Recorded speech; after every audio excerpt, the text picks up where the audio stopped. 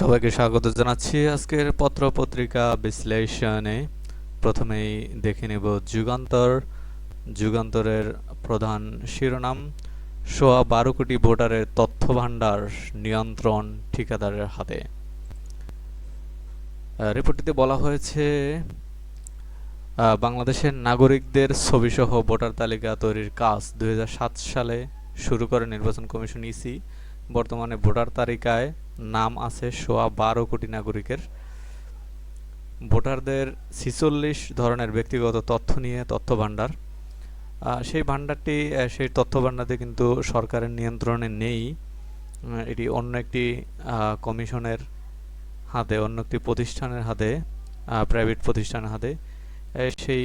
সেই কথাটি এখানে বিস্তারিত বলা হয়েছে রিপোর্টটিতে। এছাড়া এখানে গুরুত্বপূর্ণ বলা হয়েছে, ঘরের চাবি অন্যের কাছে থাকা ঝুঁকিপূর্ণ। এই কথাটা কিন্তু বেশ গুরুত্বের সাথে বলা হচ্ছে এখানে, কারণ এইসব তথ্যগুলো আসলে থাকার কথা সরকারের কাছে, সেগুলো প্রাইভেট প্রতিষ্ঠানের কাছে কেন? এই রিপোর্টটিতে এই ব্যাপারটি নিয়ে কিন্তু আলোচিত হয়েছে, এই ব্যাপারটি নিয়ে আলোচনা করা হয়েছে।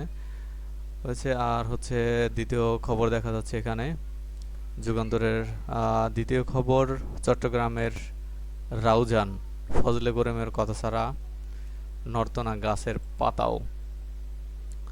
অর্থাৎ চট্টগ্রামের রাউজানে ফজলে করিম চৌধুরী কিন্তু খুবই প্রভাবশালী ছিলেন। ৫-৬ বার মেবি ৫ বার সম্ভবত ৫ বার সংসদ সদস্য নির্বাচিত হয়েছেন চট্টগ্রাম ৬ আসন থেকে। তিনি বিভিন্নভাবে দুর্নীতি করেছেন, অত্যাচার চালিয়েছেন। সেই খবরটি এখানে বিস্তারিত বলা হয়েছে। জায়জাদিনের প্রধান শিরোনাম, ১৫০ বছরের সেই পুলিশি আইন সংস্কারের সুপারিশ। অর্থাৎ পুলিশের যে ১৫০ বছর আগের যে আইন ছিল, সেই আইনের মাধ্যমে কিন্তু পুলিশ চলতো। সেই আইনটি সংস্কার করা হবে। সেই আইনটি সংস্কার করার জন্য কী কী পদক্ষেপ নেওয়া হবে সেটি বিস্তারিত এখানে তুলে ধরা হচ্ছে। পুলিশকে জনগণের আস্থায় ফিরিয়ে আনতে চলছে সব ধরনের চেষ্টা। প্রায় ১৫০ বছরের পুরনো পুলিশি আইন সংস্কারের সুনির্দিষ্ট সুপারিশ করা হবে, নেওয়া হবে সব পর্যায়ের জনতার মতামত। ৩ মাসের মধ্যে এই মতামত নিতে প্রয়োজনে তৈরি করা হবে ওয়েবসাইট।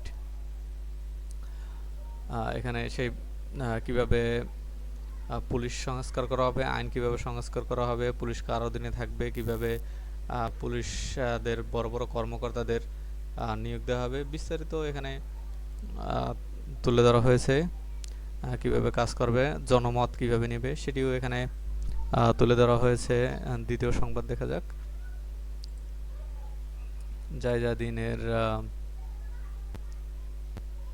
জায়জাদিনের দ্বিতীয় সংবাদ হচ্ছে, সৎ দক্ষ সেনা কর্মকর্তাদের পদোন্নতি দিন ডক্টর ইউনূস। এটি তিনি বলেছেন সেনা সদর নির্বাচনী পরিষদ ২০২৪-এর উদ্বোধনী অনুষ্ঠানে তিনি একথা বলেছেন। এছাড়া জায়জাদিনে আর ইম্পর্টেন্ট কিছুই চোখে পড়ছে না। এছাড়া আরও একটা ব্যাপার কিন্তু এখানে দেখা যাচ্ছে, ডিমের দাম বাড়াতে কারসাজি। নিত্যপণ্যের কিন্তু দাম আসলেই মানে ক্রেতাদের মধ্যে অসন্তোষ তৈরি করছে। দিন দিন প্রত্যেক দিনেই কিন্তু প্রত্যেকটা জিনিসের দাম কিন্তু বেড়েই চলেছে। সেই ব্যাপারটি এখানে তুলে ধরার চেষ্টা করেছে। গত কয়েকদিনে ডিমের দাম হু হু করে বেড়েছে, যার প্রভাব পড়েছে দারিদ্র মানুষের জীবনে। ১ সপ্তাহের ব্যবধানে মুরগির প্রতি ডজন ডিমের দাম মানভেদে খুচরায় ১০ থেকে ১৫ টাকা বেড়েছে, ১৮০ টাকায় বিক্রি হচ্ছে। আর ডিমের দাম নিয়ে ক্রেতাদের খুব অসন্তোষ থাকলেও তাতে পাত্তাই দিচ্ছে না বিক্রেতারা। ক্রেতা বিক্রেতাদের এখন মনে হয় সম্ভবত একটা আইন না করলেই কিন্তু নয়, আইন কিন্তু করা খুবই জরুরি। আমি বিভিন্ন ধরনের ভোক্তা অধিকারের কিছু দেখেছি, ভিডিও দেখেছি, সেখানে ওনারা যখন ভিজিট করতে যান তখন বলে যে আমাদের মেমো নাই। বিভিন্ন ধরনের অজুহাত দেখিয়ে কিন্তু তাদেরকে আসলে ধরা যায় না। সেক্ষেত্রে একটি আইন কিন্তু খুবই জরুরি হয়ে গেছে বর্তমানে, কারণ এরা গত 10-15 বছর যেভাবে করে আসছে সেখান থেকে কিন্তু এই ব্যবসায়ীরা বের হতে পারতেছে না, বের হচ্ছে না। আর এটি কিন্তু তাদের অভ্যাসে পরিণত হচ্ছে। সেক্ষেত্রে একটা আইন কিন্তু এই মুহূর্তে জরুরি আমার মনে হয়। তো যাই হোক, যাওয়া যাক ইনকিলাবে। ইনকিলাবের প্রধান শিরোনাম ইনকিলাবের প্রধান শিরোনাম ভারতের নীল নকশায় দীর্ঘসূত্রায়ন কৌশল। কোন দিকে খেলছেন আসিফ? আসিফ নজরুলকে নিয়ে কিন্তু নানা ধরনের কথাবার্তা সোশ্যাল মিডিয়ায় দেখা যাচ্ছে, পত্রপত্রিকায় দেখা যাচ্ছে, বিভিন্ন ধরনের কথাবার্তা কিন্তু তাকে নিয়ে চলতেছে। তিনি আসলে কি মানে কোন দিকে যাচ্ছেন সেটি বোঝা মুশকিল। এখন তো 2 মাস হয়ে গেছে, এখনও যদি এভাবে বিশৃঙ্খল অবস্থা থাকে তাহলে কিন্তু আসলেই মানুষ প্রশ্ন করবে, সেটি স্বাভাবিক।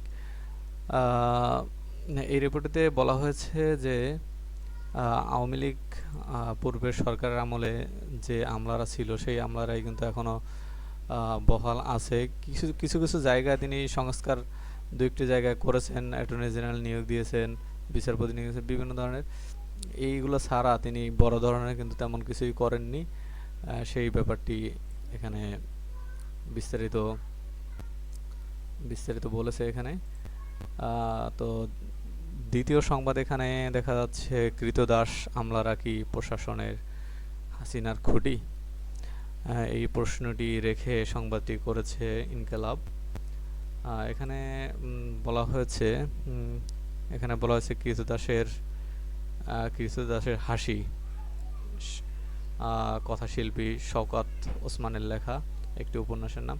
এখানে মোটামুটি বলা হয়েছে যে আমলারা কিন্তু এখনও শেখ হাসিনার আমলারাই কিন্তু রয়ে গেছে রন্ধে রন্ধে। তো এরা কিন্তু এই সরকারের হয়ে কাজ করছে না মূলত। তারা এই সরকারের ব্যর্থতা দেখে বা বিভিন্ন পর্যায়ের খুঁটিনাটির বিষয় দেখে কিন্তু তারা আসলে তাদের হাসি হাসছে, সেটি এখানে বলার চেষ্টা করা হয়েছে। যাব বাংলাদেশ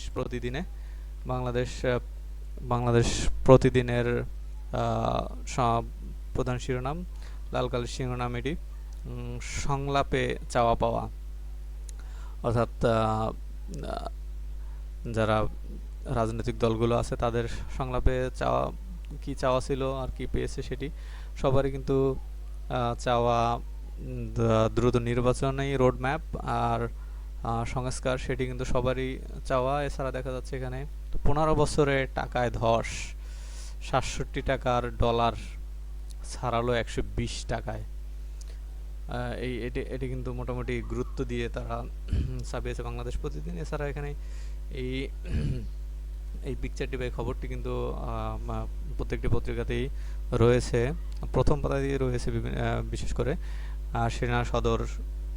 সেনা সদর নির্বাচনী পর্ষদ উদ্বোধনের প্রধান উপদেষ্টা, সেনাবাহিনী মানুষের পাশে।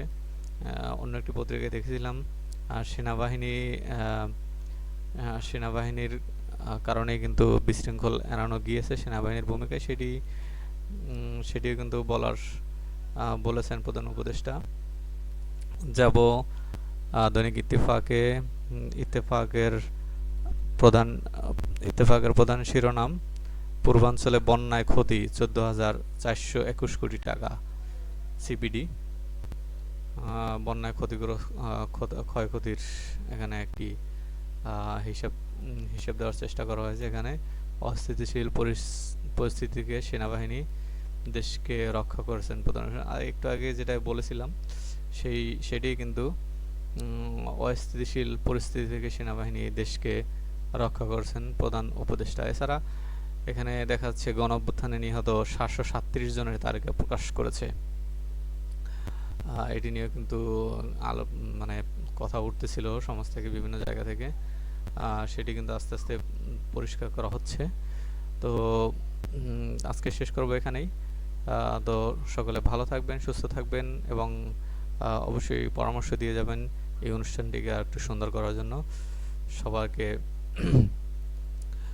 পরবর্তী ভিডিও দেখার আমন্ত্রণ জানিয়ে শেষ করছি। আল্লাহ হাফেজ।